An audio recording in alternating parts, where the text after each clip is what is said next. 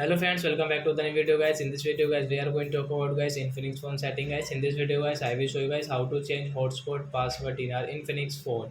Guys, you want to change your phone hotspot password, so guys you can change it, and guys you can set your new password. So guys, now let's see how to change hotspot password in our Infinix phone guys.